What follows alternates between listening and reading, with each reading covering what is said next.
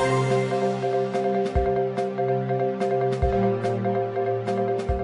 up, everyone? I'm here. We got a great guest. Most of you guys know him. We got Mr. Isaiah Serena, one of the most knowledgeable figures about wrestling here in New England. He also coaches Team Alien Wrestling Dual Team. Isaiah, how we doing, man? Not bad, brother, man. How you been? How's everything going on with you? You've been killing it this season with the media. I had to take a break. Take a little break. I Very proud of what appreciate you've been doing with it. Nah, yeah, it's been going well. It's been going real well. I appreciate the love you show, man. You know that. So we're here, talk about the boys on the prep side that killed it, down at Lehigh, and the girls as well. We'll touch on them. But starting out at 106 for the boys, we had Brody Sayers. He was a top-ranked guy from Belmont Hill. And this was one of those weights where, I'm sure everyone could agree that New England didn't do too hot at. But, it's okay. Yeah. Brody went like 2-2 or 3-2. Yeah, he lost in the round right before blood round. So, I was at New England's preps and prep nationals this past week, the last two past weekends. I think just in, GFA and NMH didn't really have a 6. GFA 6 was Kaylee Beatrice. I want to make sure I'm saying her name right. Beatrice, my bad. So it's kind of hard when the top schools don't have a 106 this year. Nema didn't have one. GFA didn't. It was kind of just, Nathan Sayers' world, especially in New England. He had to give it to him. He just had to work hard and do everything right to get what he needed. And, I think he's a incoming freshman. I don't know if he's a reclass, but, place him before, making it that far to blood rounds or the round before blood rounds is very hard at that tournament, I think Kobe Huell and Brighton Kowalski last year were the first freshmen from New England to play since Tyler Knox did. Wow. So, think about it. Knox wrestled, I think his freshman year was 2018, maybe, around there. Like 2018, 2019. So, it's been a while, It's been about 5 years before another freshman placed at that tournament. So, props to him. I think if Aiden Morris was not injured, he broke his finger 2 hours of getting to Nema. It was kind of funny. I was talking to his parents, and they didn't even get home back to Haverhill before they got the call that he broke his finger. His bone came out his skin. Wow. So, I think with him in the bracket, it definitely toughens up for New England, and maybe he could also been a blown rounder, maybe a low placer. 106 was really stacked nationally. I think the top 4 guys were nationally ranked at 106. So, it was definitely a deep bracket, but Nathan Sayers, Brody. Not Nathan. Yeah. Brody Sayers, my bad. I get them confused all the time. Killing it. Brody, incoming freshman, made his mark for New England, Yeah. Everybody else who got to wrestle him next year and the upcoming, don't sleep, because he got something to prove. I watched a lot of his matches, so he's something special over there. Yeah, no, he's definitely a guy, that by the time his high school career is said and done, he's gonna have made it on the podium at least, once or twice. Yeah. They even there's another kid from Phillips Andover, Haskell, Brady Haskell. Yeah, Brady. Another freshman. I think he might have took low at New England, but he's also given up 10 pounds. He's like a walk around 100 pounder. He's just really small, I think. Mm-hmm. So it'll be all right. I think Belmont Hill and Phillips Andover having a bit older class right now with them. They got 2 freshmen that can help, get them past that next hump when they leave. Mm-hmm. Yeah, especially, Phillips Andover, as we move on to 113, they're still going to be fine next year, as, they got Mr. 100%. Yeah. So, watching Rios, I've been watching Rios since my first time going to England. I think it was his freshman year when he wrestled Novad. He's just technically insane. He's arguably probably top 5 best New England wrestlers we have at this time. I think it's just a lot of people downfall him or look past because he's at a low weight. But, once he gets a little bit bigger, and, that's when the colleges come put muscle. And Phillips Andover is a crazy education school, so I'm just imagining how much studying he's doing that he has to take away from his wrestling and just the chance of getting bigger. But he wrestled awesome this weekend. I know he's not too happy with his outcome because he did take 3rd, but he wasn't too happy with it. His semis match, I don't want to say he got screwed, but it wasn't the fairest. A lot of times Yeah, in he was on overtime. shots. Yeah, it was overtime against Liam Davis, who I think I know at one point in the country was ranked top 5. Mhm. From Lake Highland Prep. He was on like the third period. Julian was on like 10 shots, maybe 10 to 5 different shots. Should have got taken out. Maybe a stall call, which would have changed like the momentum of the match. But can't leave in the ref's discretion, and he got taken out and in the overtime. But wrestled Yeah. tough for the whole weekend. And then second was Brighton Kovacsky, who took 6th. I think he placed there again last year, so he didn't do worse. Kind of did the same. But him and Julian had another great match. Again, they wrestled last year in the New England, this year in the New England Finals, and Matched up in the Conci they Center. wrestled. Yeah, and they've been wrestling. They wrestled twice already at Thousand Islands, and Rios has been having usually a big gap. New England's this year, it was like tied score 1-1. Brighton took a bad shot and Julian capitalized on it and started spreading the lead in third period. This time it was like Brighton was like, nah, this is not happening. I'm gonna put the pain on you. And kept a close match. And there's another controversy call, you could say. Definitely if it was college rules, he would have got the takedowns to take the lead and probably got some swipes, but we're in high school and there's not danger rules, so Julian won it fair and square, and he did his thing. Both of them did their thing. I think Brighton has a very bright future coming up this next 2 years, and Julian, I think next year takes prep home with him in his pocket with easy walk. So not worried about them too. Can't wait to see what they do in college. Maybe be a 125 D1 national finalist.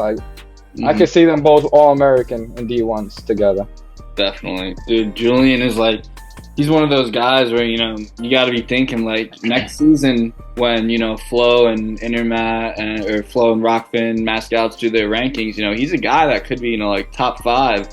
Oh yeah, class. 100%. Think this year he broke top 20. He might I think the highest was like 11 or 10, maybe something like that. Yeah, after Super 32. He's just at a school that they only really compete at Beast of the East nationally. So like I talked to his dad. I try to get him to do teams on Elite 8 and stuff, and they're just so busy with school, having tests and stuff like that. It's hard for him to compete consistently to hold that ranking. I think that's where, like I said, Brighton is a little bit younger, and we might see a little bit more out of him. But Julian's so smart. Whatever he does, he'll be succeeding in life. So. Definitely. And same with Brighton. So don't want to take. I think both of them, they make each other better watching them wrestle each other. So. Next year will be probably another New England Finals if they stay in the same weight. Moving on to 120 pounds. We got the first, finalist on the boys' side for New England, Isaac Novid from Belmont Hill. Pretty, I'd say decently dominating run to the finals. Looked like only a 4-point deficit or 4-point gap was on his way to the finals with 5-1 win in the round of 16. Then he just ran into Leo DeLuca from Blair, who's like number 2 in the country or something like that. Omar, yeah. No, Leo. Oh well, yeah. No, I'm talking. They both ran into DeLuca. Right. Yeah. Yes, they did. That bracket was kind of crazy. It's like for New England wise, it's one of our deep brackets, and it was, I think Novad and Omar both knew going into the New England Finals, whoever won was going to get the 2 seed and have the good path. I'm not taking away Novad. He wrestled tough. But when you're on Omar's side, you got Leo DeLuca, who's the number 1 kid in the country on your side. It's hard to make the finals. In the New England, Novad did beat Omar 3-1, so he did lower the duel a little bit. They closed that gap since the last time they wrestled at NMH. I think Novad really put the pain on Omar the first time. This time, Omar said, nah, it's not going to be like that. And, Novad, who doesn't really have a lot of accolades, people sleep on, but I knew how good Novad was. He's Julian's practice partner at Doughboys, and I watched him wrestle in the New England Finals. I knew Novad was good. You have Omar, who's a Super 32 All-American, Fargo All-American, NHSCA champ. uh, he was already a prep All-American, so he already had the accolades to prove that he was a good wrestler. And nobody comes and dominates, so it's like how good Noah really was if he just had a little bit more exposure.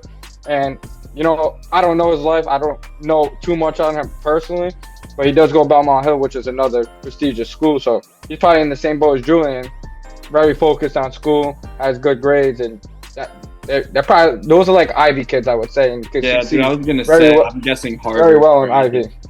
Yeah. So then Omar wrestled tough. Was actually giving Leo DeLuca a hell of a match in the semis.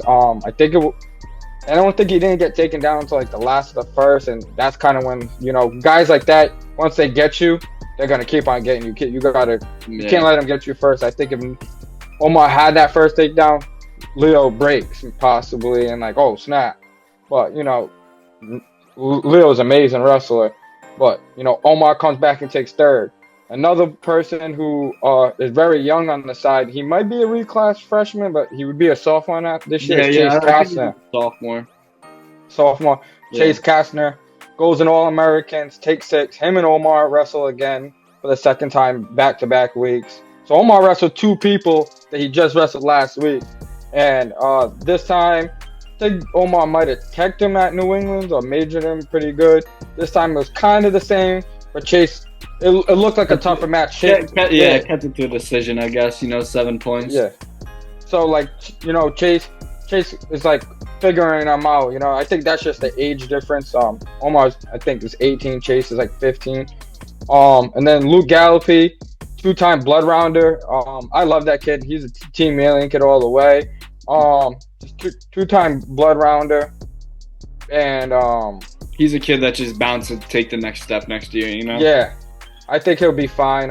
Big jump from 106 to 120. Mm-hmm. So he's just learning to figure out his style and what weight will fit the best for him, especially at them bigger weights, gaining more muscle and strength and stuff like that.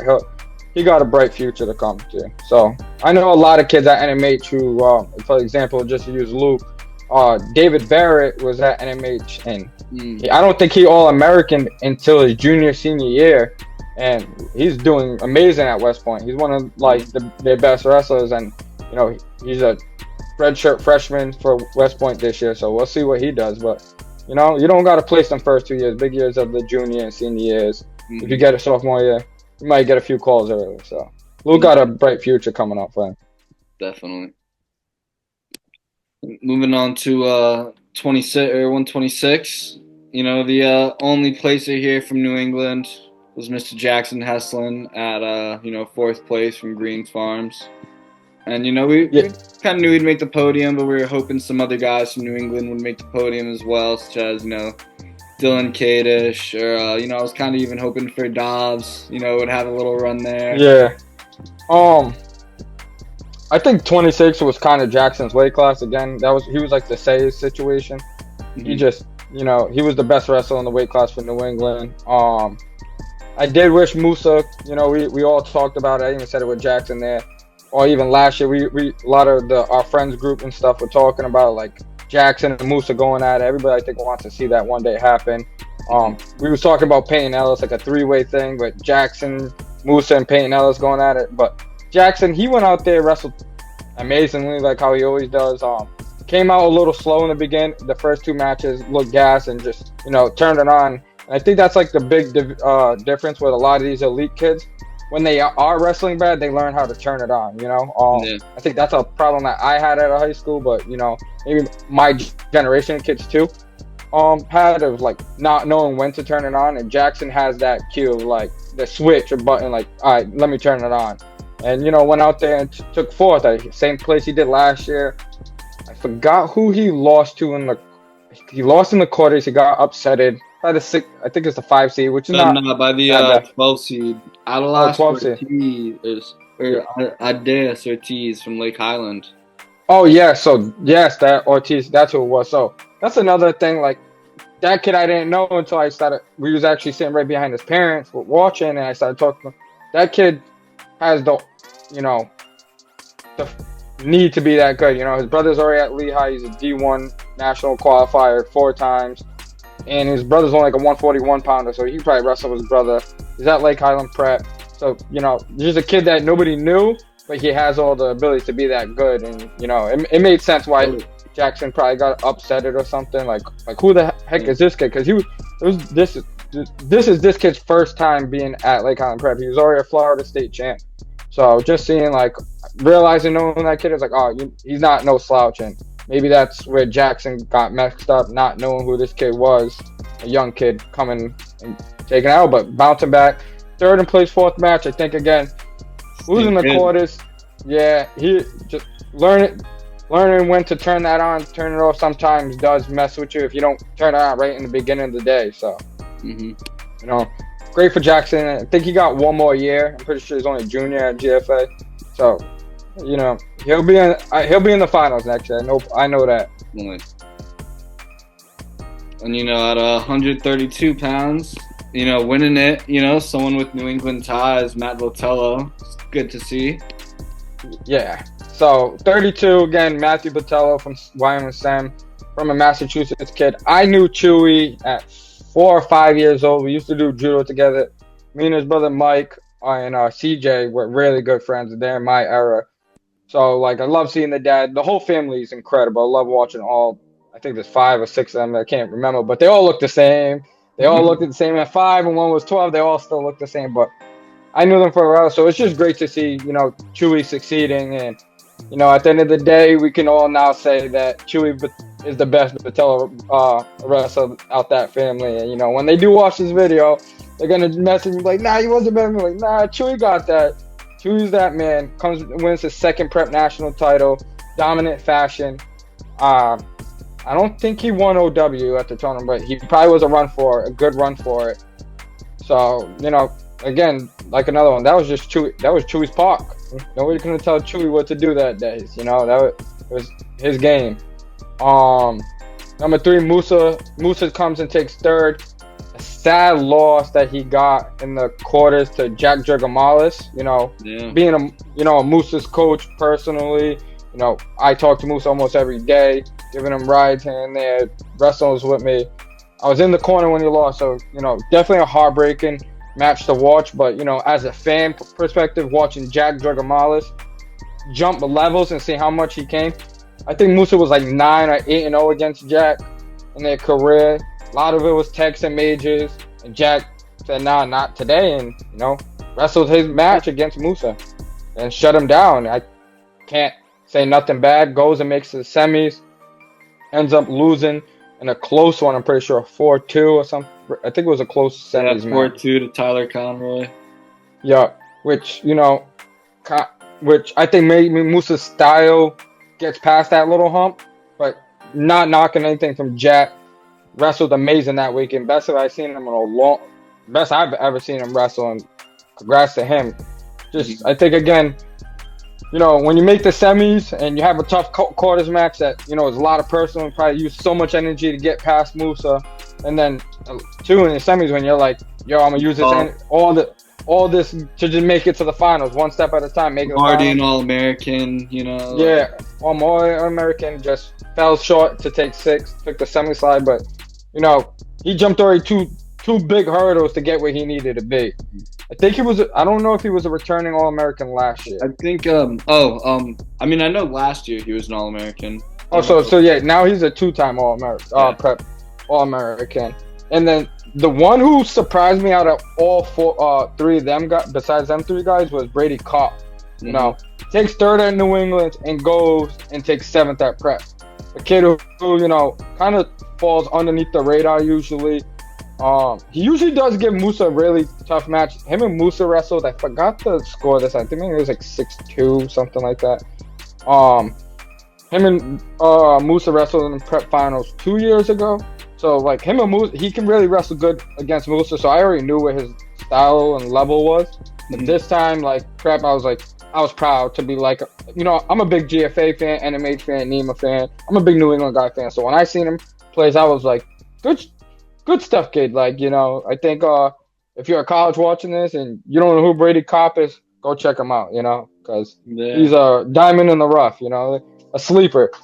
Yeah, no, he really is. I'm happy to see him on the program. Oh, definitely. And whatever GFA does with their kids, that's a kid to use an example right there. Definitely. As we move on to 38, we had some great performances here, from Charlie Lucier, won a couple matches. Joe Mahoney won a couple matches. Trying to see if any of them made it like blood round or anything. Oh, Charlie Lucier was blood rounder, and Joe Mahoney. Yeah, they both was blood rounder. I think just 38 was probably our weakest weight class. Not to them, I'm just saying the depth of talent and stuff. Like both great wrestlers. I just think this was one of their first times on that national level. Compared to a lot of people talk about like, oh well, I wrestle national. I go to NHSE and I do the duels. That's really not just enough. You gotta go to Super 32, Fargo, US Open, Folk Style Nationals, even just do a bunch of the Tyrant duels. Just being there nationally means consistently wrestle on a national level, not just do 2 or 3 tournaments on a national level and come back and wrestle in New England. You're not a national wrestler, you're still wrestling in New England. Not hating on New England wrestling or nothing, but you want to be a national wrestler, get on the national level. Yeah, definitely. So consistently, staying consistent with that type of wrestlers, and how that level of wrestling, you got to stay consistently with it to be there. So I think both of them are young. I think they're juniors, and Charlie might have reclassed over at St. Paul's. I think he did. Yeah. So he'd be a sophomore right now, right? I think so. No, I think he'd be a junior. Junior. He'd be a senior. Yeah, so not 100% sure, but I thought I remember hearing that. Mahoney a junior. I think he's a reclass junior. So, next year they'll be an All-American. I would put good money on it if I had a bet. My money, they'll be All-American next year. Blood round, they're hungry. So 144 pounds. This was, another pretty deep weight for New England. As 3 guys made the podium here. Technically, Charlie DeSena does even have New England ties as well, Technically, there's 5 because the kid he wrestled in the finals, Matthew Dimmon's from Rhode Island. You're right. I didn't even realize it was Dimmon. Yeah. His dad was the president of Rhode Island Youth Wrestling. They live in Middletown, Rhode Island. So I'll just go with the first. Talk about the true New England school guys. Mm-hmm. Kobe Huell. Amazing tournament. He comes in the tournament with 102-degree temp. I'm actually on my way. His dad calls me, yo, can you get him medicine, NyQuil, something? I'm like, yo, I got you. Grab him medicine, and he looked like poop. That's the best way to. I don't want it. There's a lot worse words to use, but he looked poop. He just looked blue. He looked down. He was off color. He takes his medicine, gets some water fluid. First 2 matches. The worst I've seen Kobe wrestle. And it wasn't like he wrestled bad. He was just so sick. No energy that he couldn't wrestle. And I think his first 3 matches were all overtime matches. Mm-hmm. And he won. Next day comes back. He loses in the quarters. Comes back to wrestle till the 3rd and 4th. He beats the kid who he loses to the quarters. And then he ends up wrestling Ben Zuckerman in the Conti semis. That he already lost twice to in the New England finals and beats him. I think it was a really close match. 4-1, 4-2 maybe? 2-1? Mm-hmm. 2-1 match. And, in that bracket, out of Kobe, Ben, and Andrew, Kobe would have got the OW for the New England, true New England school. He came out there and I was like, nah, I'm going to show everybody where I'm at, no matter if he's sick or not. Ben Zuckerman beats Andrew, which, everybody thought that would have been the finals match was going to happen. Goes and beats Andrew in dominant fashion. I think it was 6-2, it was very close, and just, started picking at him more at the end and getting his takedowns and scoring points. Andrew McCarthy, Ben wrestled awesome again. Love watching Ben wrestle. So, another alien. All 3 of these kids wrestled for me before on Team Alien, so it's kind of funny. So watching, it's I'm coaching one, even when Kobe and Andrew wrestle, I'm talking to both at the same time coaching. And they're both looking at me, so it's kind of funny. Just saying yo, let's go Kobe, let's go Andrew. So same with Ben, he wrestled amazing. Now Andrew, nobody knew he was gonna go to NEMA. Last minute, decides I'm gonna go prep. We get him to NEMA. and goes and being the number one ranked kid at Prep Nationals after BCE for the majority of the year until he lost to Kobe in the semis. Mm-hmm. Gets the 10th seed and wrestles all the way back, beats a Super 32 placer, beat a lot of guys who were ranked above him to come and take 7th. You know, if you don't know Andrew like I do, Andrew went from, you know, just being a normal Rhode Island kid, not really rushing on a national level, doing this, doing that. And, you know, I seen there was hunger on him. He wanted more, but he didn't know how to get more. Went to the duels with me and did his thing at the duels. And then, you know, mentioned, let's go prep. You should go prep. Do this. Like, follow what Isaiah's path did. And now, you know, he has college coaches calling him. He went from having 0 D1 schools calling him. He might have had a few D3s like Roger Williams and Johnson and Wales that are both great programs. So now, you know, I'm not going to say where he did his visit too much, but he just, right after preps, left to go do a D1 official visit with his parents. Wow. So, and then he has a couple more coming up. So, you know, it's just, you know, he's in the light, and I think it might have shined too bright on him too soon and didn't expect it, but, you know, he got a long way to come. Reclass junior, and can't wait for what she does next year. Definitely. Another kid who, you know, I truthfully would say out of everybody in New England would deserve an OW award is Matthew Dimon. That kid I would not ever in my life thought he would be in the prep national finals, and he went out there and did his thing. Whatever Sem does, everybody else needs to get on to, because Matthew Dimon, he did place at Super 32 in middle school one year. I don't know if he has a Rhode Island youth title, but like, he wasn't one of the best Rhode Island kids. I know David Perez had a couple matches with him, won majority of them, or maybe all of them. Perez won against him. Matthew Dimon was always that just kid, and like, he was right there. He wasn't there, but he was right there. And like, then goes to Sam, doesn't start for 2 or 3 years. I don't even know if he started last year. He might have started last year. Doesn't place last year to go to be in the prep finals. Mm-hmm. Like, Incredible. doesn't place that beast, and he's in the prep national finals. Beat a Blair kid who was ranked top 15. And he wrestles Charlie DeCina, who has New England ties. I know he practiced at Metro a lot during COVID. I don't know where the ties come from. I don't know if he has family out here. His family, they're from Massachusetts and Vermont. Okay. His brother Jack Conroy wrestled for, I want to say, Tewksbury a few years ago before transferring to Lake Highland Prep. Gotcha. So, you know, then seeing Charlie DeCina there, they had a great match. I think, you know, Charlie did end up winning in dominant fashion if you look at scoreboard, but that wasn't until the third period. It was like 2-1 or 4-2 into the third period. So, match off to Matthew and Charlie, but, you know, that weight class shows that we have 5 guys from New England place at one weight class.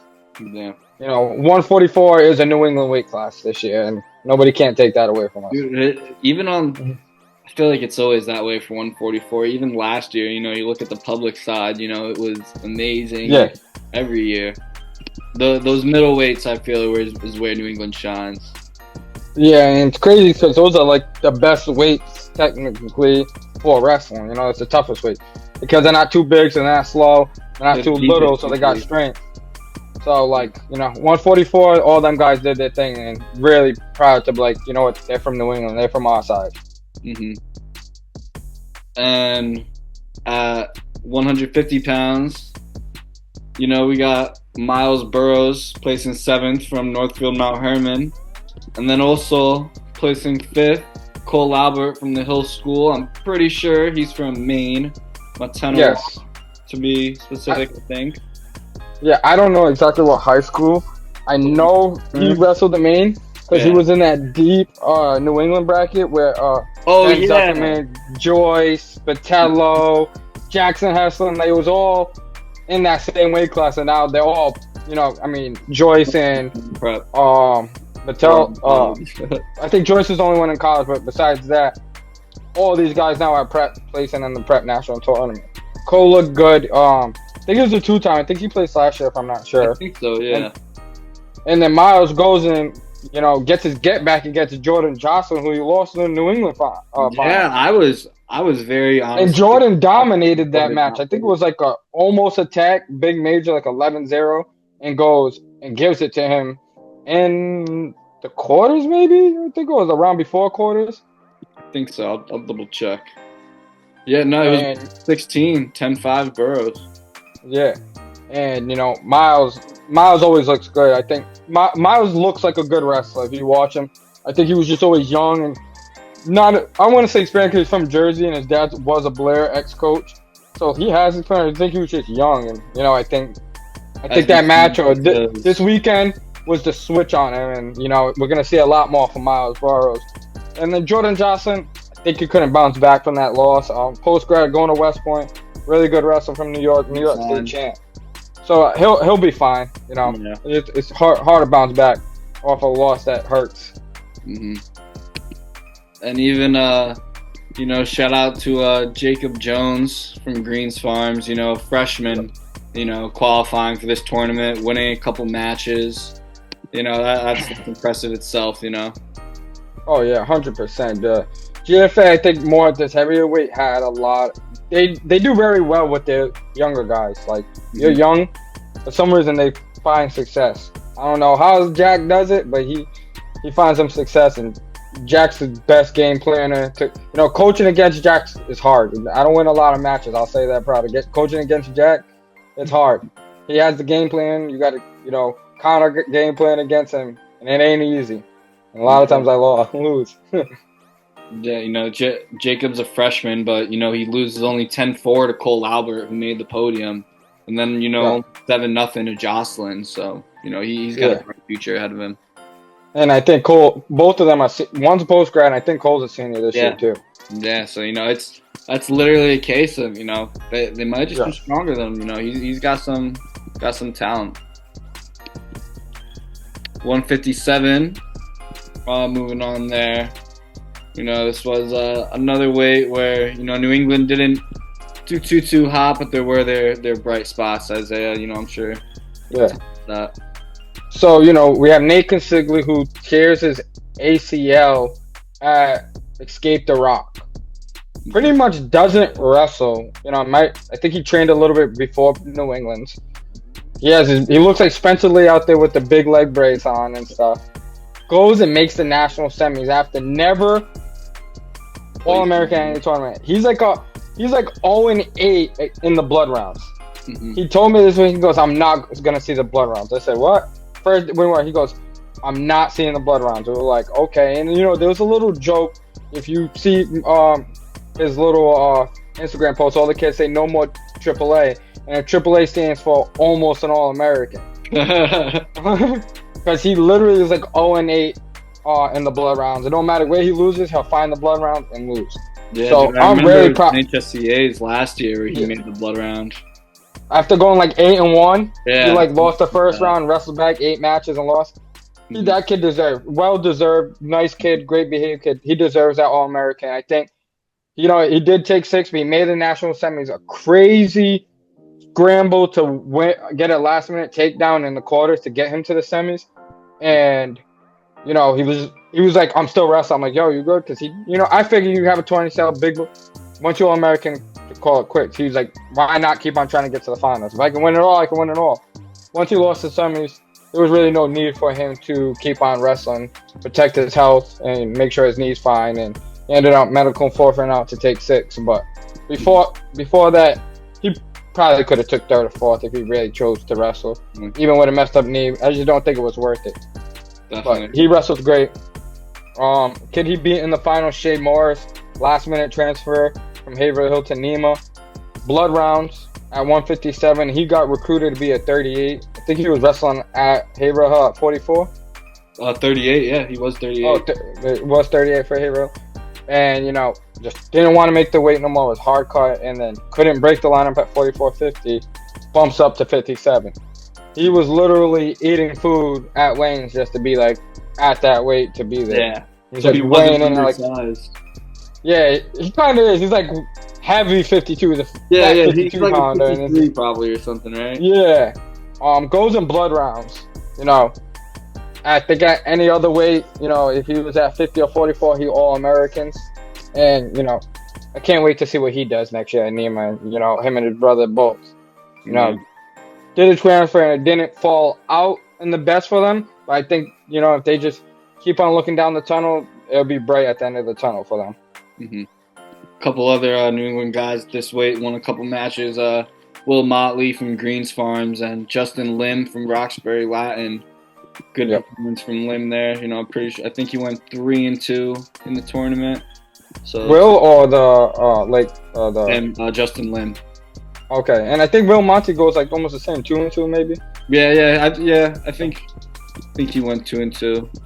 And he's a sophomore. He's a true sophomore. I don't think he's ever reclassed yet. So another young kid. To watch out for. Yeah. Moving to 165. A couple great performances here by some guys. Liam Carlin, Seth Digby, making the podium. Shout out to them. Yeah. They go and wrestle in the New England Finals. After wrestling at NMH versus GFA duel, which I think again was a very close match, one takedown match, if I'm correct. Pretty much same thing at New England Finals, same thing at Preps. Liam gets the one takedown to keep in the lead or later to win the match. It was a 4-1 at Preps.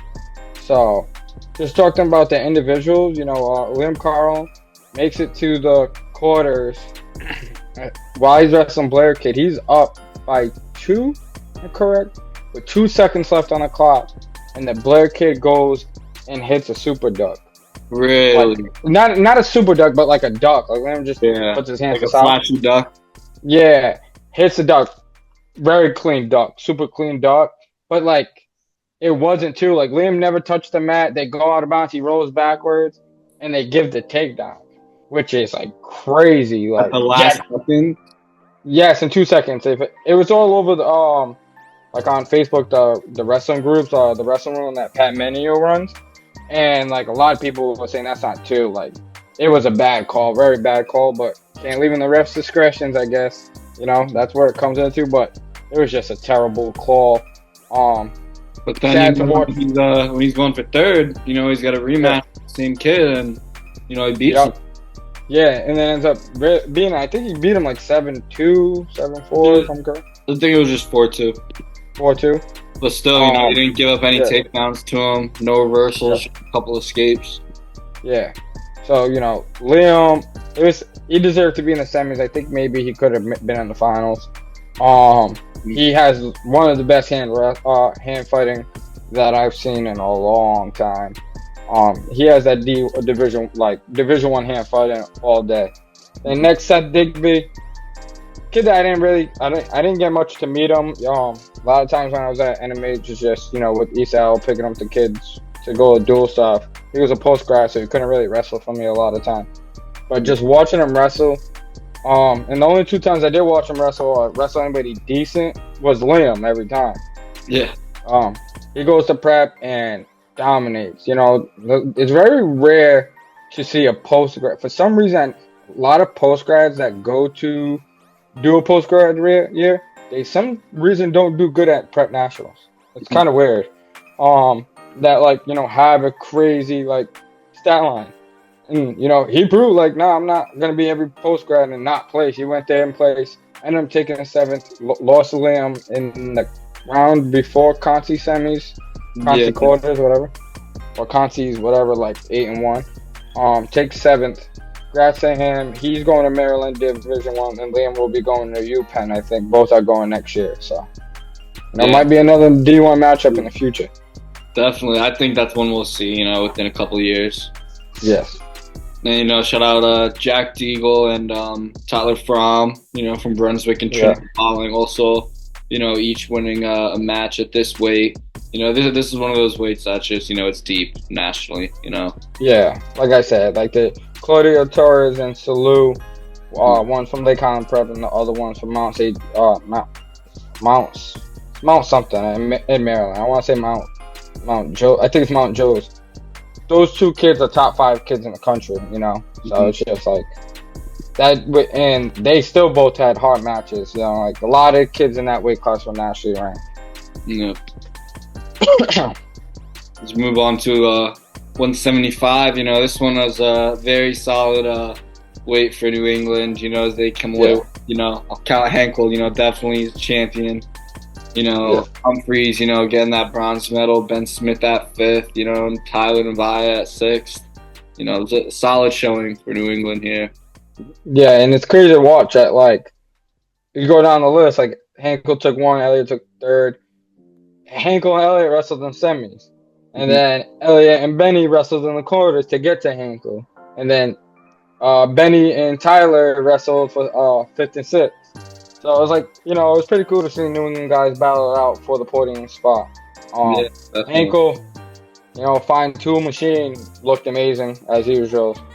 Can't say nothing bad about Henkel. Like, he's one of the best in New England that we ever had. You know, I don't know if he's ever wrestled in Super 32, but he's a Fargo champ, Fargo finalist, wrestling who's #1, Ironman champ, Beast of the East champ. He's that guy. You know, and he's going to Penn State. Yeah, I don't think he's ever done Super 32, but yeah, he's done just about everything else. Yeah, Blair kids don't do Super 32. It's always been a thing from like Jeff Bucks and era. They don't like Super 32. I don't know. Something you got to be at Blair to know, you know. But Henkel's that guy, and can't wait to watch him do it at Penn State. And he'll be definitely a D1 All-American and possibly a D1 national champ. And see what he does on the senior circuit. And, you know, even Humphreys, you know, he's going to be joining Liam Carlin at UPenn. You know, he's one of those guys that's, you know, definitely could be knocking on the door of All-American status in his college career.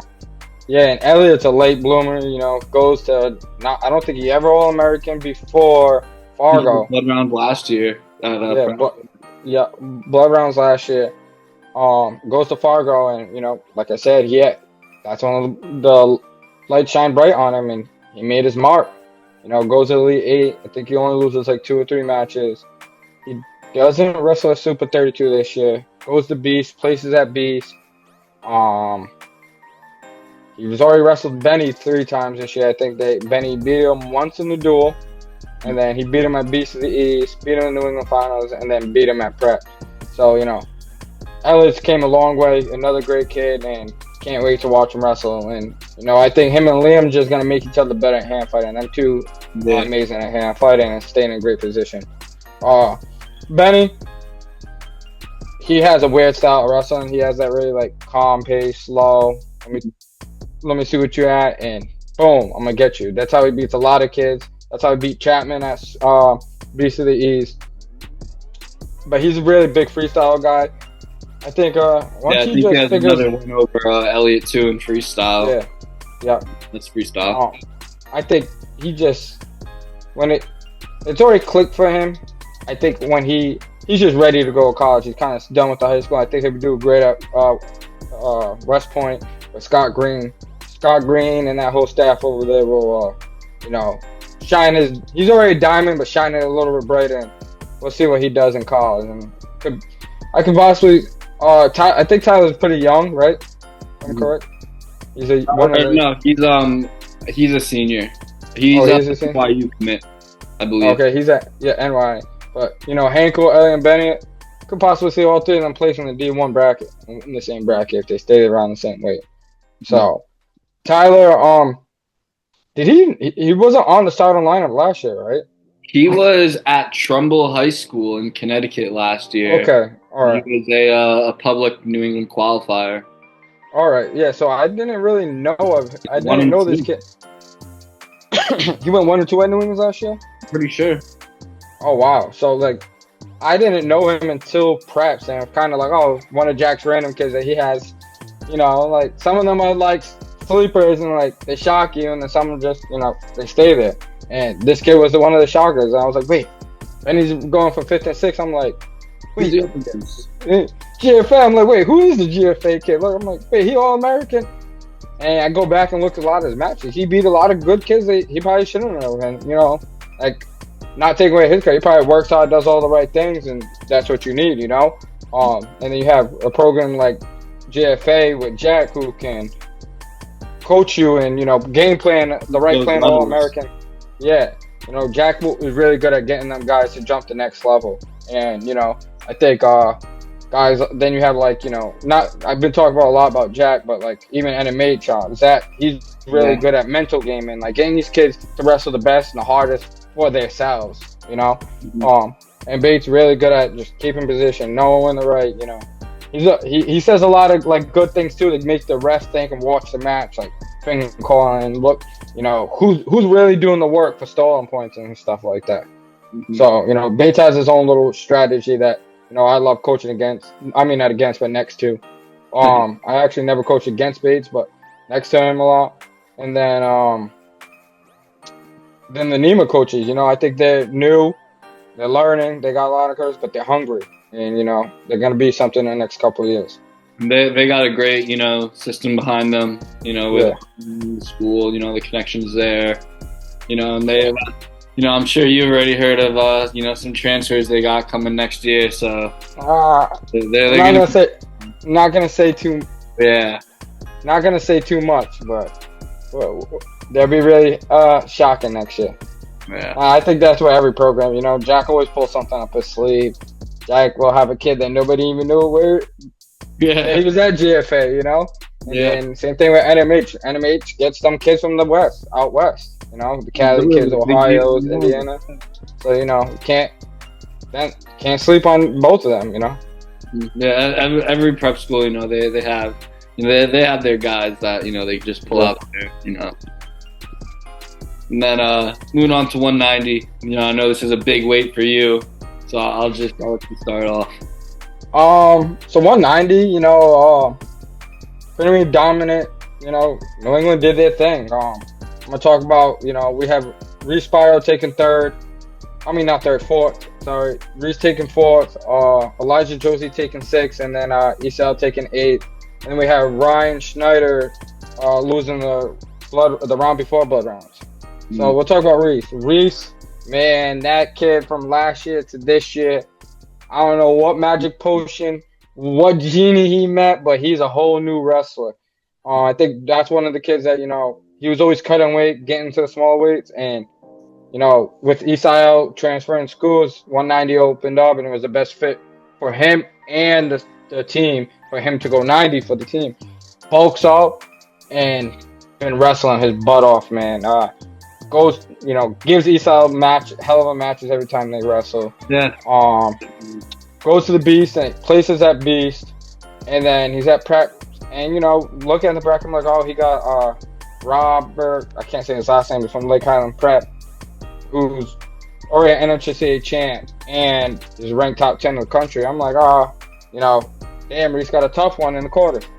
Reese is down 8-4, 8-5, and elevates him. His big move, it's not even an elevated foot, it's a Reese foot now at this point. right to his back and sticks him, punches himself to the semis. Then goes and wrestles Emmett Sherlock, who is a world team member, U.S. Open champ, and I think he even won preps last year, and wrestles him a 1-0 match. I think that was comes down to him. Yeah, but third period goes, NMH chooses neutral for Reese, which is a good and bad thing. Reese is very good he's a good neutral wrestler. That's his best position, which is good. And but bottom as always, if you want points, Yeah, I think, in my opinion, he should have went bottom, at least try to get the one, because being up 1-0 in the last period and a kid who is very good neutral defending, you're not gonna shoot. Emmett don't need to shoot. He's already up 1-0 and just plays the game very well. So shout out to Reese. Goes and beats Josie. I think that was a 4-2 or 5-2 match. Yeah, it was 4-3. Yeah, 4-3 match in the Conti semis to take third, and then wrestles the kid Rob again that he beat in the quarters. He loses 4-0. 4-0. Yeah, another close match. I think now kids are like, who the heck is this kid, and they're scared to wrestle him. So shout out to Reese. He did his thing last weekend. Say it again. Is he committed? Who, Reese? Yeah. So he did he was committed to Wesleyan. He just decommitted. Probably getting I'm not. D1 looks now. Yeah, yeah, some D1 looks. So there is a school that he plan on going, very good school, and I'm not gonna, you know, blow up his bubble. So that when he's ready to commit, I think he's still waiting because he now, made some noise this weekend. Mhm. Some other schools might contact him. So proud the way he wrestled this weekend. He wrestled dope. He was that guy. He was one. He was the real 190 champ this weekend. I can't say nothing about it. Then Elijah Josie going to prep. Yeah. Didn't expect. He kind of landed where I expected him to be 6. Maybe 7th and 8th. Goes and get it back against Esau. Yeah. Can't really, that's a kind of tough situation. Esau's one of my guys. My guy. You know what I'm saying? Not just one of your guys, but he's my guy. He's my little son. And he beats him fair and square. I can't take nothing away from Josie. 5-4. Yeah, 5-4 was a crazy match, and Elijah got it. I think Elijah was a little bit more hungrier, wanted that win. Esau took it for granted. Like, all right, beat him at Beast of the East. I'll beat him again, and stuff like this happens. You can't sleep. But I talk about Esau now. It's like he's probably one of somebody out of all these guys had to take the worst loss. Somebody has to crumble. Somebody has to not do well. And this tournament was him, as a group as a whole. There was a lot more other situations. I'm not gonna go too much into it that I know, personal with him. If you ask me, I'm gonna tell everybody that he's the best wrestler out of everybody here. But that's me being a little favoritism. But this weekend he wasn't. That's just honest truth. He wasn't the best wrestler this weekend. Probably one of the worst. But the ceiling is as high as he wants to take it. He could go wherever he goes. I can't wait to watch him go wrestle at Little Rock. I think he got something to prove. And he was just one of them kids. Like I said, he's been on a high boat. He's been high for so long.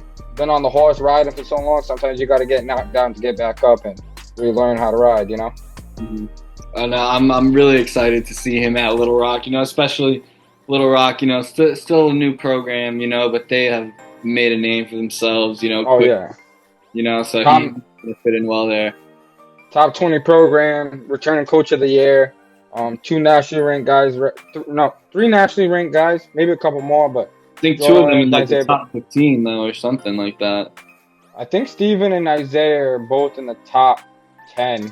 Yeah. Top 8, yeah, because one took 4th and the other one took 5th. They might be in the top 8, and Jordan's right there. So then they have a few other guys that's top 25 and stuff. But that program, can't wait to watch him be there.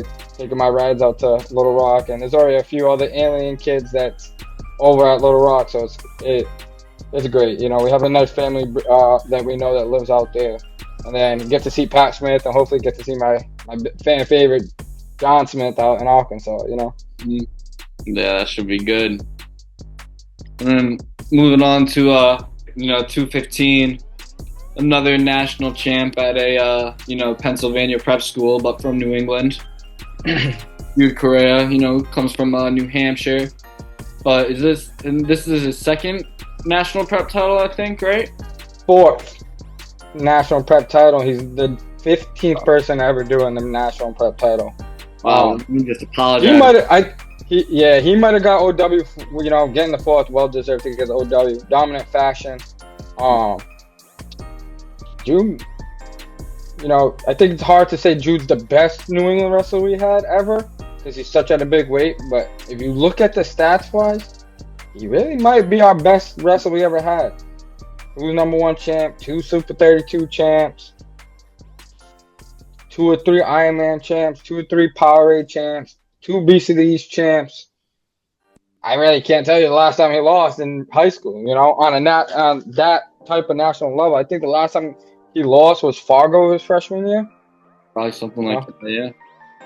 Truthfully, I think that's the last time he lost. Was at Fargo. He's a Cornell commit now, I think, right? Yeah. He just switches commitment from Michigan to Cornell. I really don't know why.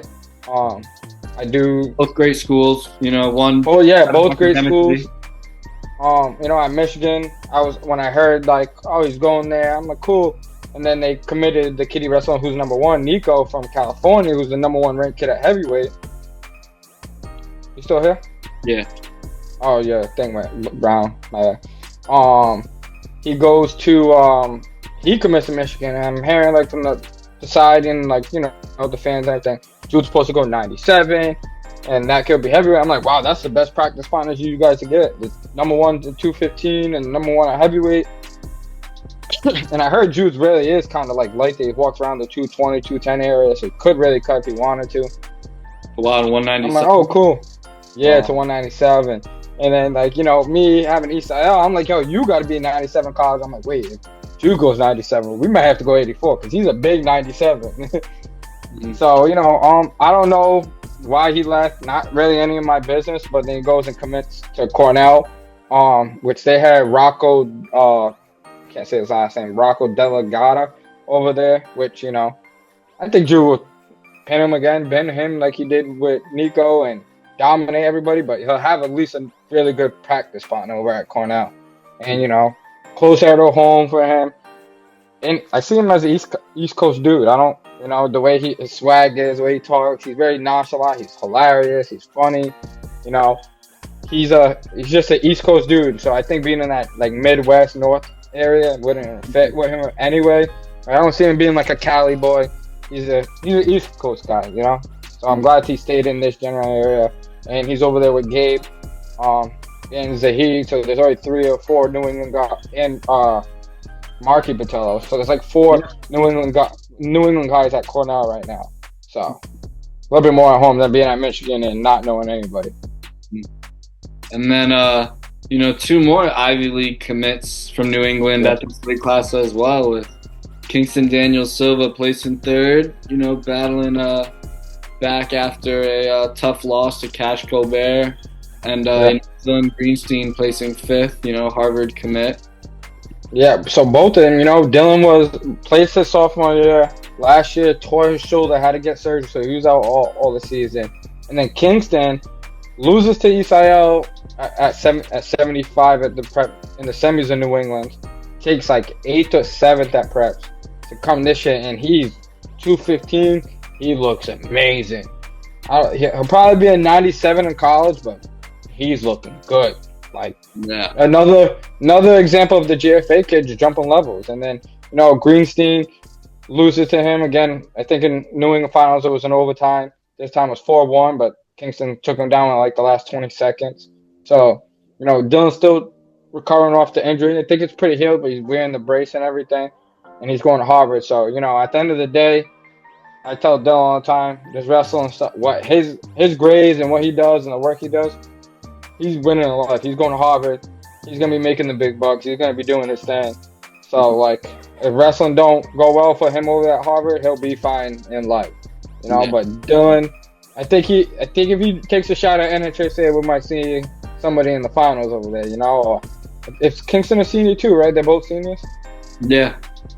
So, there could be a NHSA finalist, Yeah, definitely. They definitely both have the skill to make it there. Yeah. And, it's crazy to say, like, Greenstein was arguably one of the best 215s we had in New England ever. Mm-hmm. And then it's like, Jude's right then, like, no, it's Jude, and Jude's, like, that much of a bigger gap than him. But, like, they're best friends. They're both, like, doughboys, Smitty guys, all lived in the same area right next to each other, so. Dude, the levels of 215 in New England is pretty crazy, because you got Weidman, who was why? But then last year he gets like teched, I think, by Green. Yeah, so it's like crazy to think, like, and then you got Matthew Harrell, like, just imagine, Jude, Greenstein, Kingston, Weidman. There's another kid that plays at Super 32 from Connecticut. Lincoln Carlson. It was Lincoln. Like, yeah, it's like. Go to Kingston. Right now, he was 75 last year too, and now he's 215. Yeah, 215. Like this year, I did say 144 might be New England's best weight, but national level 215 might be New England's best weight. National level 215. National level, 215. New England's doing their thing. So. Mm-hmm. And as we move on to the heaviest weight class in them all, 285. New England, Jimmy Bector did his thing, made it to the finals. Just runs into Jacob Levy again for, I think, the third time in like the past 6 months or something. But I know they I think they East and something else too. Escape the Rock, I think. Yeah, I think it was Escape the Rock. And then Jimmy's Jimmy, man. If he ain't in the national finals, he's not at that tournament. You know what I'm saying? That's just what it is. If you don't see Jimmy in the national finals, he wasn't at the tournament. He didn't weigh in. If he weighed in, he's in the national finals. Then you have Dom, who I think last year he might have All-American at 215. I think he did. Sure. He did pretty low. Goes and takes fifth, but does he make the semis? I think he does make the semis. Yeah, he made the semis. Lost to Jacob. Too. Yeah, and just example, if nobody knows who Jacob Levi is, Jacob Levi's only tournament he hasn't won this current year was Super 32 that he lost to Michael Mako in double overtime, right? Maybe even ride out in the semis of Super 32. Besides that, he's won Ironman, he's won Powerade, he won BC East, won Escape the Rock. He's the next Gable Stevenson. When he wins, he goes and hits a backflip. Most athletic heavyweight I've seen. So it's like we was talking about earlier with the Jack Jugamalis, when you get there, you get to the semis, you got one hurdle to beat. You use all your energy, and it's like hard to bounce back. Yeah, definitely. Dom Senior, he said, I'm not going to leave on a loss, and took fifth. So congrats on him. And then, Jimmy, both of them wrestled Jacob Levi to like a 1 or 2 point match. They didn't really get destroyed, and they kept it close. So, I can't wait to see if they both wrestle at NHSCAs or what they got to do next. Jimmy got one more year, and I think next year is going to be Jimmy's year. And we'll see how they do in college. Jimmy's over now, committed to Stanford. Quinto just went from Coast Guard to Navy. Yeah, that's a big, huge cap. So he stayed in the military, but it's like, nah, I'm going to what was it again? Navy. So he's over there with Carrie Cola. So you're gonna see the levels they both jump. I can't wait to watch them wrestle in college. And Jimmy, we all know Jimmy. Jimmy's gonna be loving over there in Stanford. He got the little curls. He's a big beach boy already. He's from Ohio, but he's a water boy all day. I can see him he's a Cali boy. And especially you think about success that New England guys are already having over there with Tyler Knox and Nico Provo. Yeah, it's just bound to both of them are bound to do something special wherever they go. So. Mm-hmm. And now, we'll quickly run through the girls here real quick. New England's highest placer at 100 pounds, from Philip Sandover, Sarah Colley, had a great tournament, made the semifinals before dropping a couple matches, finished fourth. And then, at 100 pounds, 107 pounds, Kayla Batras, she had a tough match with Jacqueline Bouzakis. Did you see that? Yeah, I did watch that match because Bouzakis been doing her thing on the national level, and I'm really good friends with her brothers, and so it was kind of funny. Jackie wanted to wrestle on my Elite 18 when we brought Team Alien there, and I kind of was like, she was young. I'm like, do I take her? Do I not? I ended up getting somebody else, and she proved me wrong. I should have taken her because she ended up beating our kid at Elite 8. So shout out to her. So I've been just, a big fan of girls wrestling. She's gonna be one of the pioneers, future pioneers coming up with girls wrestling. So I've seen watch her and Kayla, and Kayla's a New England pioneer all day. She should be the face of New England real soon if she's not already. Goes and Kayla takes her down right off the rip, and she's leading 3-0. And I forgot, I think Musa, somebody was warming up, getting ready, and I was talking, I turned back, and the score just changed. I think, Kayla's just one step behind her. It's a lot different, Kayla's always wrestling boys to wrestling girls. It's like, you think wrestling boys all the time would make you better, but wrestling a girl and wrestling a boy, it's still two different, not that it's two different styles, but it's two different ways. Girls are more flexible, their bodies move different. So, I think if her staying at GFA is gonna make her. She's just gonna keep succeeding and jumping. Like I said, Bozika's at Sam, all girls team behind her. She got two brothers already at going Division 1. Like that's a real wrestling family. So it's like, you know, I think she just has a little advantage of head in like, just having that advice and advantage with family members and stuff wrestling. But Kayla, whatever she plans on doing, I think Jackie should be worried about Kayla, next time they see each other, and that'll probably be at Fargo U.S. Open. So. Yeah, they're definitely, a couple wrestlers I could see, competing for Olympic spots down the line, honestly. Oh, 100%, yeah. And then, Lily Runas from Cho Rosemary Hall also lost to Brzakis in the semifinals. She came in third. 114 pounds. Madeline Ripley from Wyoming Seminary. She's from Oceanside, Maine. Ripley's little sister, right? Yeah, so I didn't know she was at Sem. Yeah, I didn't know she went to Sem. Yeah, her semifinals match was actually a rematch of last year's public school New England finals. And, came out the same way where she beat Tati Irizarry because Irizarry transferred from Ledyard to Choate. So, kind of interesting to see there. And, Tati would go on to take third, beating Caitlin O'Reilly from St. Paul's. For third. And O'Reilly, I'm pretty sure, is a New Jersey state qualifier for girls last year. So, she's definitely someone taking note. Choate been doing their thing with that girl program. The boy, I don't know if they have the same coaches, but they should just give the girls coach the head coach of both jobs because he's doing his thing over there. Yeah, Ryan Roddy, I think he's doing great. I think he just won National Coach of the Year. I'm pretty sure for girls. Yeah, I would give it to him all day. If anybody else got it, I would be in shock. Mm-hmm.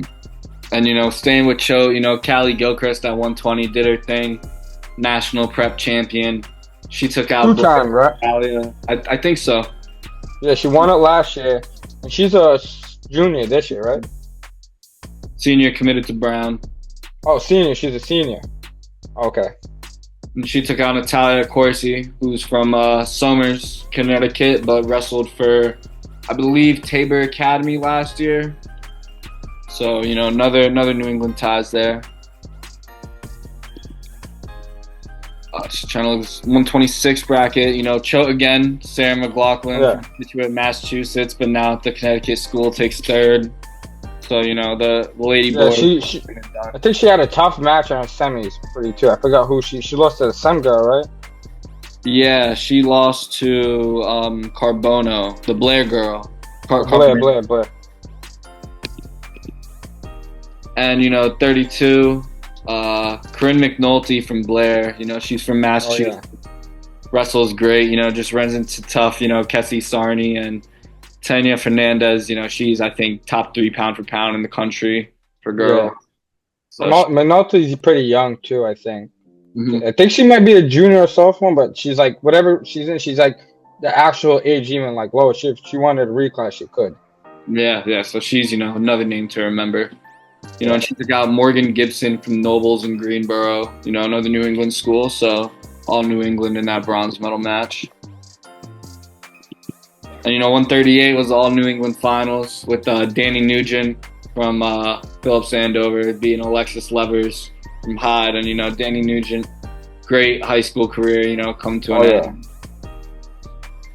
Yeah. And, she was on the road to be the first girl 4-time national champ, and she ends up losing to Isis France from Sem, who was like top 2 in the country last year.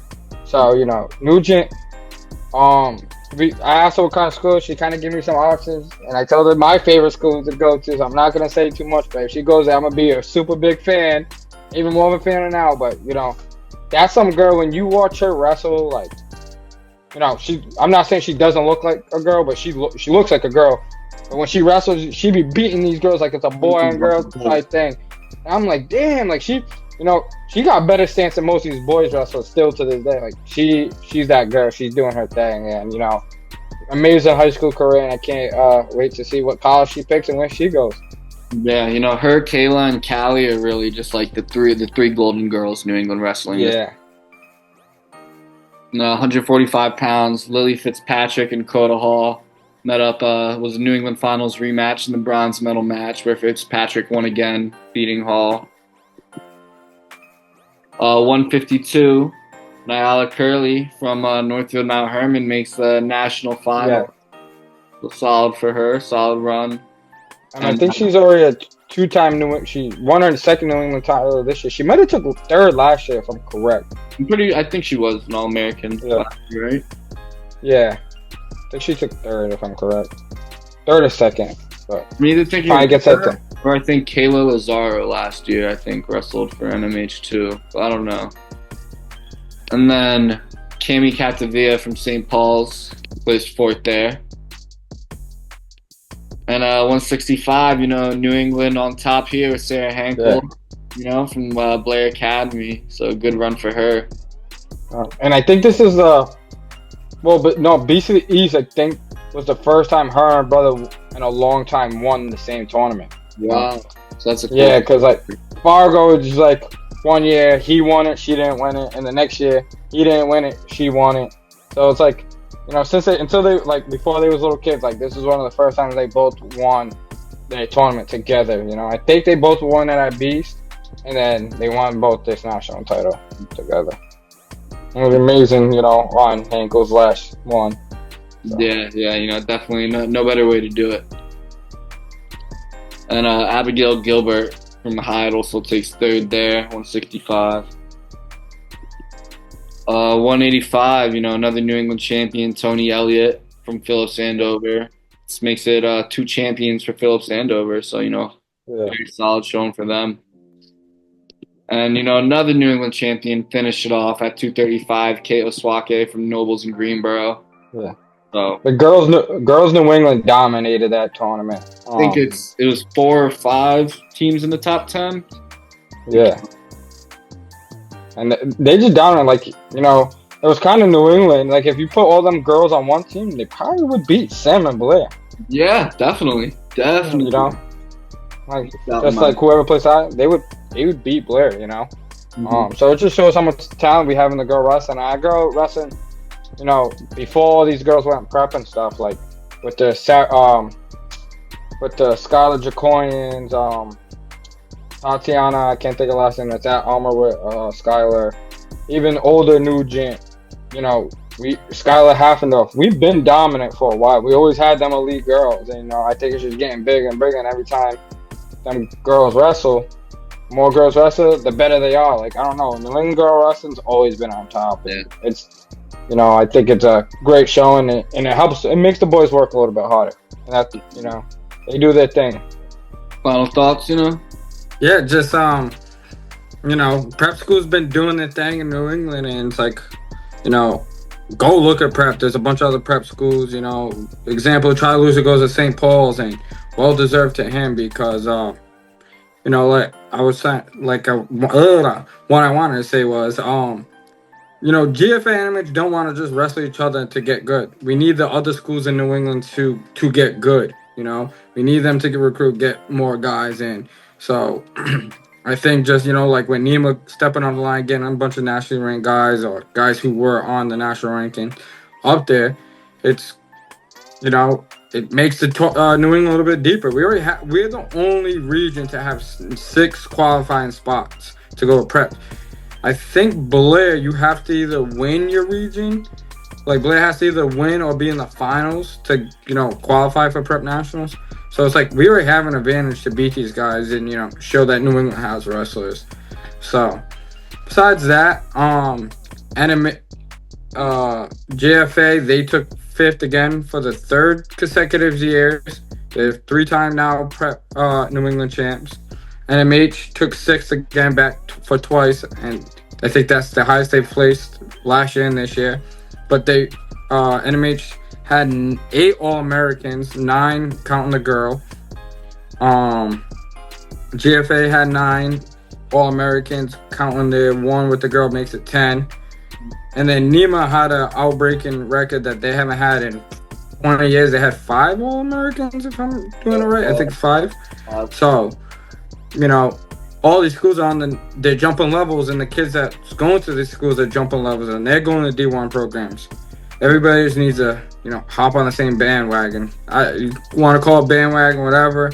You don't like the reclass, you don't got to reclass, but you can go to prep. there's certain other schools like Pontigansa, you don't need to go prep if you're at Pontigansa majority of the times. If you're at St. John's, you don't need to go prep. Central Catholic, you're good. Central Catholic, you don't need to go prep. But other schools, just use like for you said Hope. If you're a Central kid, I'm trying to think. Tyler Knox before he went prep was at Pentucket, Massachusetts, I think. Yeah. So like, you could, go. If you don't have, go get the best education. That's what it really is. It's not always about the wrestling. It's about getting the best education, to get you to the level you want to be. These D1's programs, they don't want idiots. They want smart people, and smart people go to good schools and get a good education. Not saying you can't go do it from a school like Hope, Brockton High School, Hartford High School. But if you could go prep, go prep. And a lot of people always think it's about money and you need to have money to go there. These schools have financial aid. There's packets to fill out. Fill them out and try. You're going to go fill out that financial aid packet for college. You might as well go fill it out for high school too. Yeah, get a head start. Know what it's about. Yeah, exactly. On your own too, like at SEMA, Like it went from, like using Andrew McCarthy, he's at Mount Hope, which is still, it's in the middle. It's not like the greatest school, not the worst school, but just being in the wrestling environment, he's already wrestled so much national rank athletes just from going prep. It's not like he could have did it wrestling with me and staying home, but he had more exposure. It's like they go to BC. I can't get you in BCDs. I can't get you into Ironman. I can't get you into Escape the Rock. Yeah, I could bring you Super 32. I could bring you Fargo, but there's like 600 kids all going there. Not all of them are nationally ranked. So that's my thing. New England's doing their thing in prep.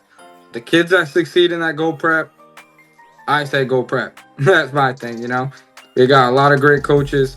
And, if your school's not working out, look at an alternative and go look at a prep school, Prep's not for everybody. So if you're not going to go be a kid that behaves and gets good grades, stay where you are, That's my better recommendation. Not every kid's a good prep kid. Like, I wasn't a prep kid. I probably wouldn't have lasted in a prep school. Yeah, I can tell you that. So, there's other kids I have, like, example, Cam Davis, loved the kid to death. He wasn't a prep kid. He had to go to Central, and, he had a great career. He's over now at Castleton.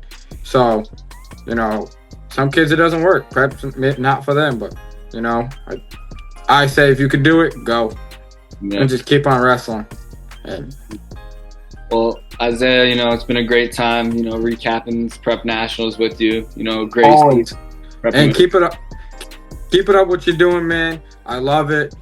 People always ask me, when you coming to do TakeOver again? I'm like, I don't need to do TakeOver. We got Max Schwartz in the house. You know what I'm saying?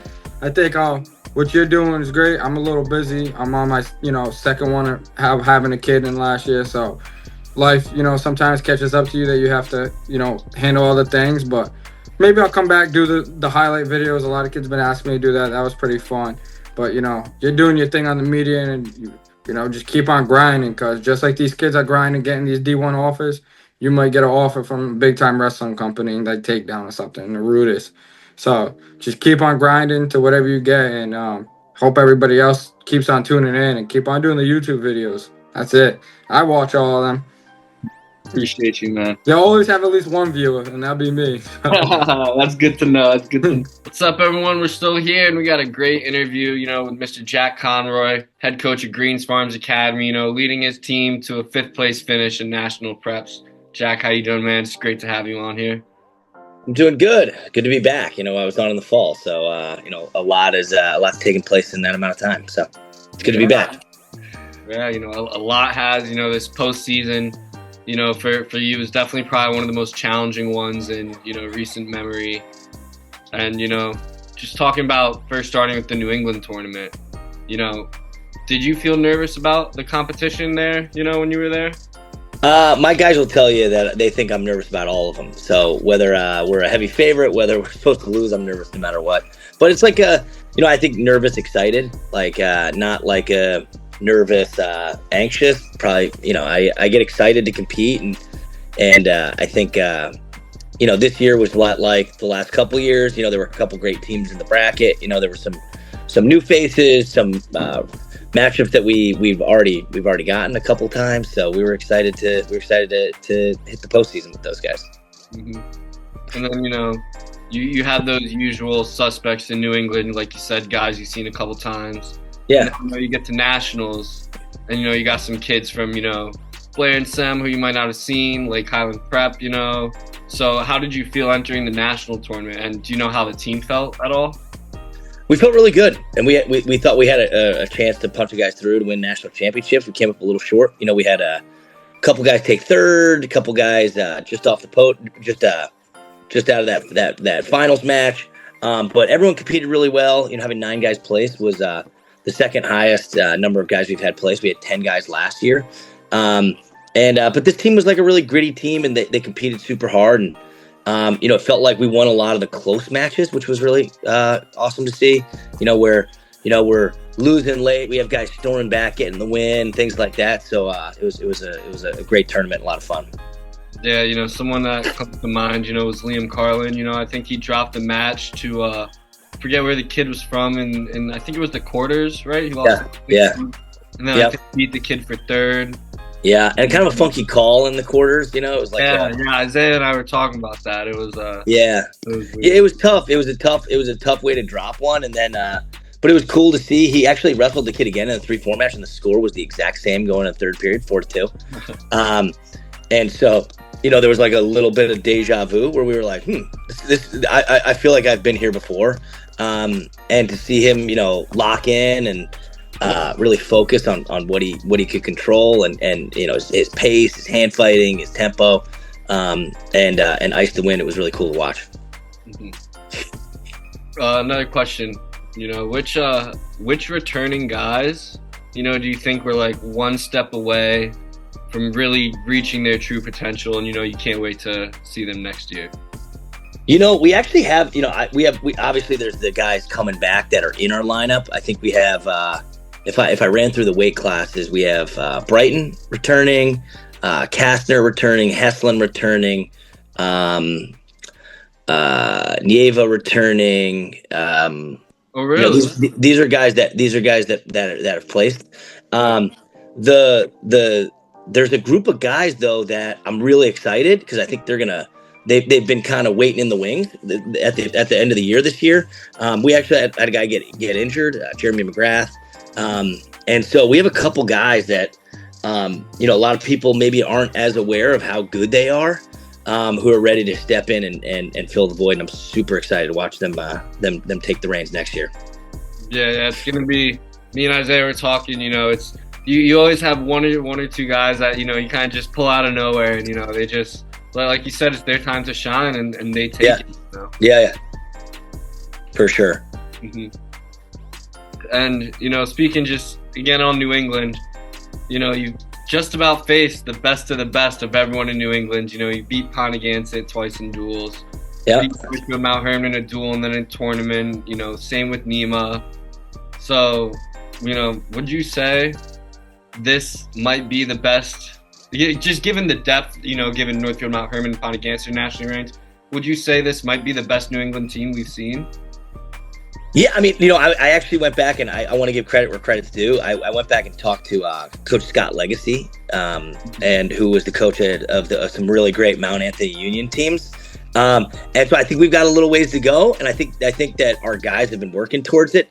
But I think it's cool. This is the first time we've wrestled the public school New England champ, while also winning the prep stuff.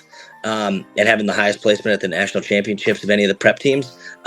So having the Pontigansett duel and those guys do a great job, and we're hoping to make that a regular thing. That'd be great. Yeah, and listen, like that duel, the first time came down to heavyweight. It was a really exciting, ripping duel. And so, but it's cool to kind of feel like this year maybe we finished with sort of like the undisputed crown for the first time, which was exciting and a lot of fun. Just kind of going off of that too. Isaiah and I were talking about, how when kids decide to go prep, it's not only good for their education, but they get to wrestle the best, and it's just good for Prep New England in general because correct me if I'm wrong, but you don't want to be facing NMH or NEMA in every single finals. You like to see parity there, right? For sure.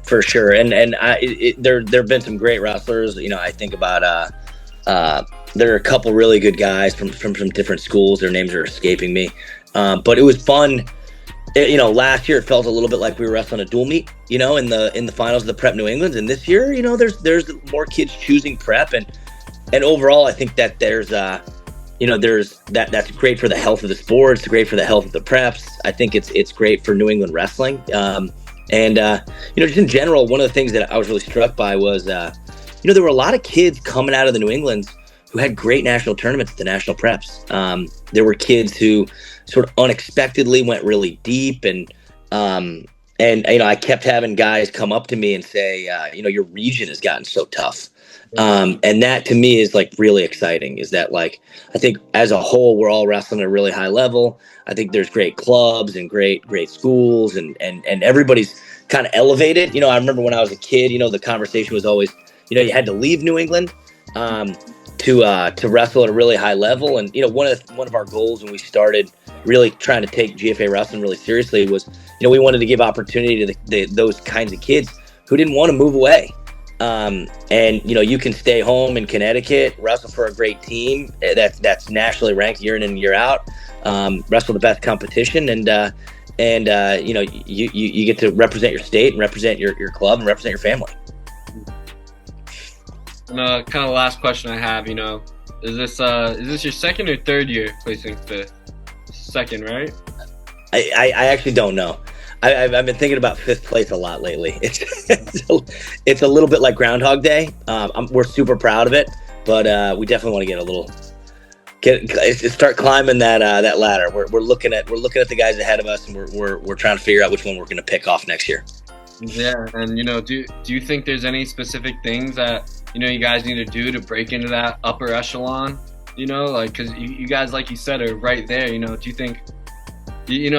Somewhat of I'm asking too is kind of like a scheduling insight to next year. Like you're gonna top school team, the top team? Yeah. Honestly, I think a lot of it is like believing. I think it where we are now is something that was unthinkable. 12 years ago when I took over the program. We finished dead last in the prep states. I didn't qualify a guy for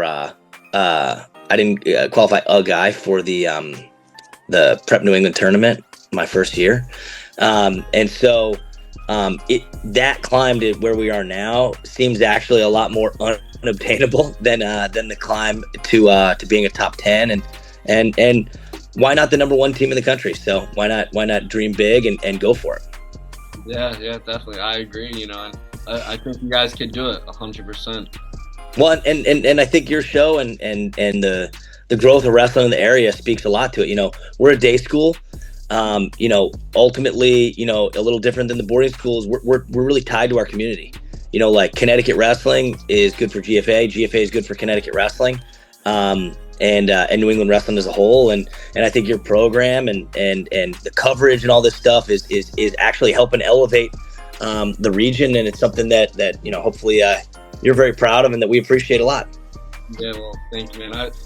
I'm just happy and so thankful to have so many nationally ranked teams in the region, especially 1 half hour away from me. So yeah, it's been great, and we'll see it our big Pack the House event next year. You got to broadcast it again. That's right, definitely. Make it a yearly tradition. Yeah. Well, Jack, congratulations, once again on a tremendous season. Can't wait to see what GFA has in store next year. Awesome, and good luck to everyone competing in their postseasons. All those the guys that have their state championships in New England's coming up. Yes, that's going to be very fun. You mentioned you might be popping around there, so who knows? Yeah, I love wrestling. I'm going to be at both the Division III national championships and the D1 championships. So, watching some former wrestlers, and there's a great event on March 18th. It's National Preps versus Everybody. It's being put on by the National Wrestling Hall of Fame. So we got some guys wrestling in that, and so we'll be sure to push it your way. Yeah, definitely. Let me know. Awesome. Thanks, Max. Of course.